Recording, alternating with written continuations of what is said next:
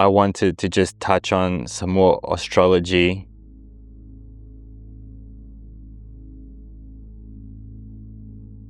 It's in relation as well, I would say, to shame and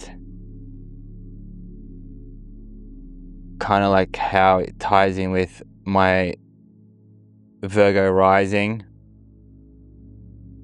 and like the qualities of, what Virgo stands for and the ruling planet of Mercury, being how it's so in the mind. It's the very like logical parts of us that we express will be through like Mercury.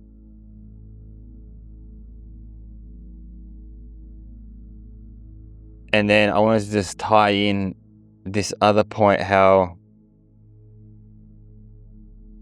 like personally for me, I have a stellium in the 6th house. And the 6th house is ruled by Virgo. So I can see how when I look back and, tie it into where I am currently now, living out my life and, trying to correlate my experiences with my astrology, I see how a lot of my challenges would stem around those qualities.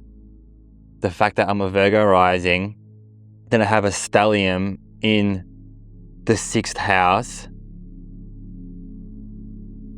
And I mean, I don't quite remember now the 3 houses or the 3 planets that are there. I know that my sun is there, so I have a sun that's located in the 6th house. But then I also wanted to add on top of that, to the layer to the cake, with this new transit that's upon us in this Capricorn era we just left in the Pluto arena, and now we've shifted into Aquarius. Well, my Pluto in Aquarius is going to be in the 6th house, and that's going to be a 20-year period. So by the end of this 20-year period, there's going to be some profound changes around, whatever the 6th house qualities are. Clearly I've come into this incarnation with, my challenges. And when I say challenges too, I want to like preface here, because through this hero's journey, in a way, like your challenges and your pain, the pain is the purpose. So like whatever pains you, and then you find the solutions to that pain, because you're constantly chiseling away, figuring out things, moving through, what you would deem your life. And you eventually, come to certain solutions. Well, in a way, like that pain now becomes, like your greatest gift. So as well, like there's so many ways you can put it. Your pain, your purpose, your challenges becomes your gift and whatnot.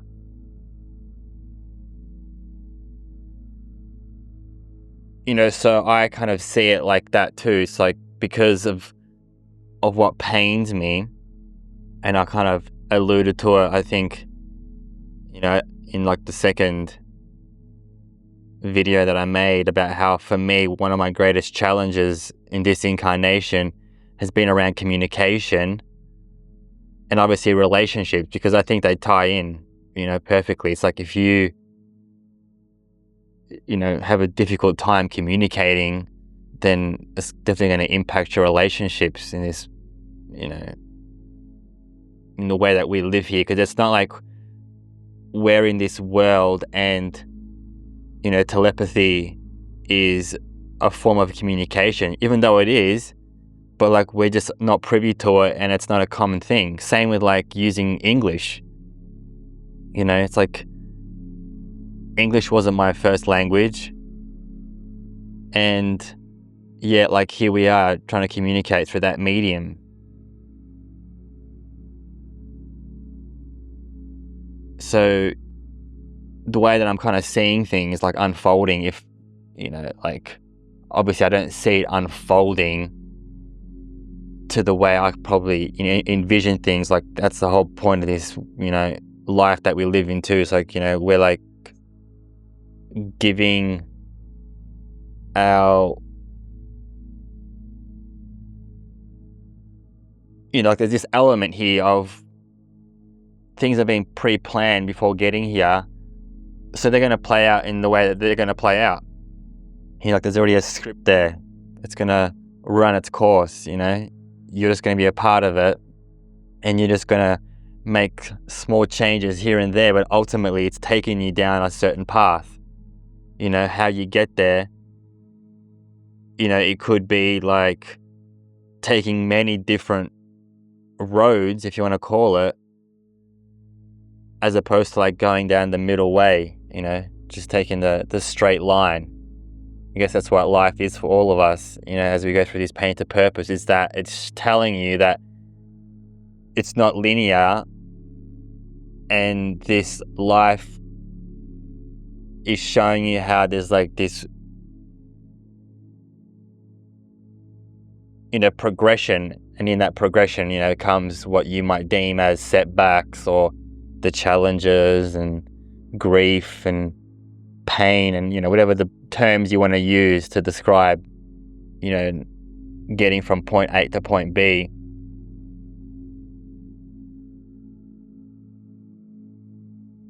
So I think that the way that is going to unfold, just the way I'm just seeing it from an astrology perspective, is that if I get through this period, and I kind of start diving in and healing these aspects of myself through shame and the blame and guilt, because I am showing up to myself and I'm like cultivating the compassion and the empathy for that side of me, and I start like nurturing that part of me,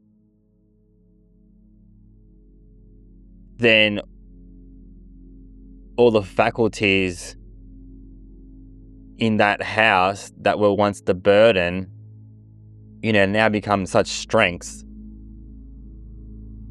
So like perhaps the flip side of, being really harsh on myself and, criticizing and real judgmental, like using my mental capacity for like not the most useful thing. Like, I've been spending all my time, blaming and shaming myself in this life. But like now I flipped the switch because I'm finally come to this realization how it's not serving me. And now I start, bringing in the compassion and the empathy and the nurturing. Or like now all of a sudden I'm seeing all these strengths, like now my mind doesn't have to focus on judgment and criticizing. It's like, now let's focus on creating. Let's build an empire in a way. Like just figuratively speaking here.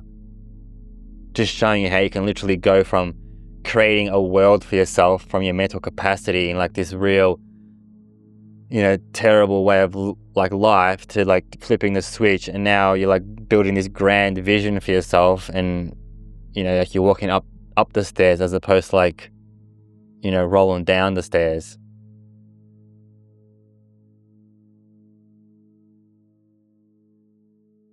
And I mean, I think that is what, really working through the shadow is really about. It's clearly not about blaming yourself and shaming and like trying to keep burying yourself, because it doesn't go away. And that's the thing. Like, we try to find all of these external modalities to escape the pain.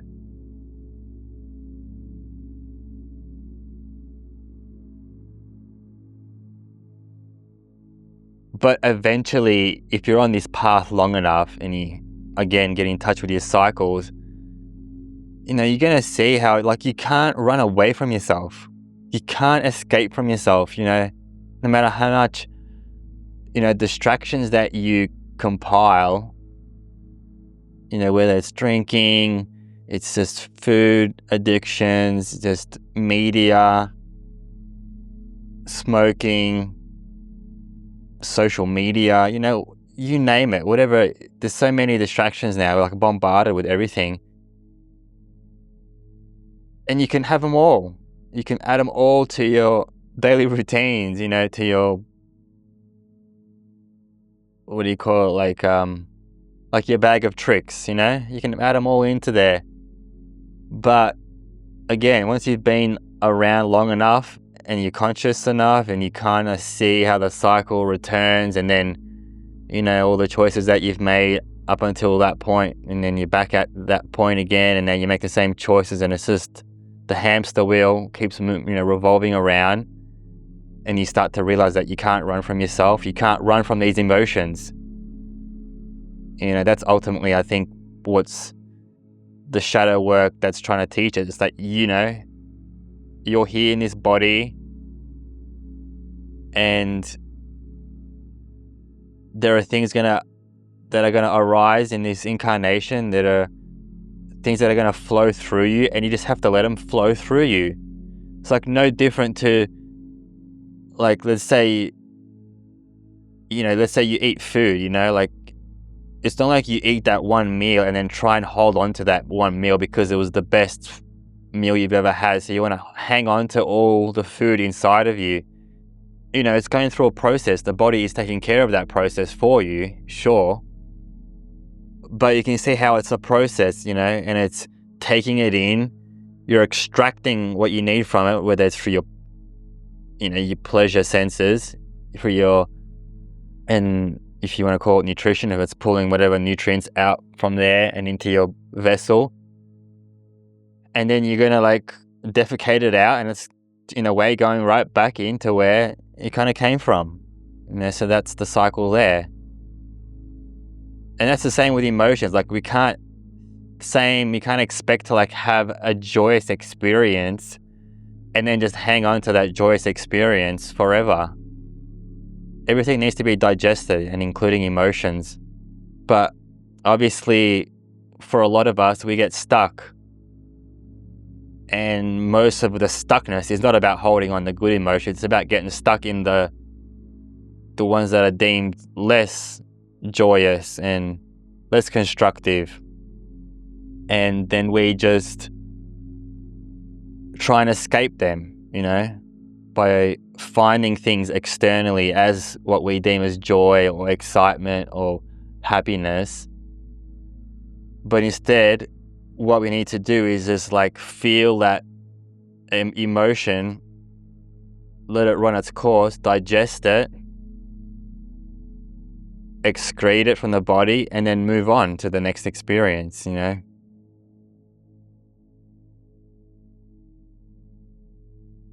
Yeah, that's what I kind of wanted to bring in for today's message. Until next time.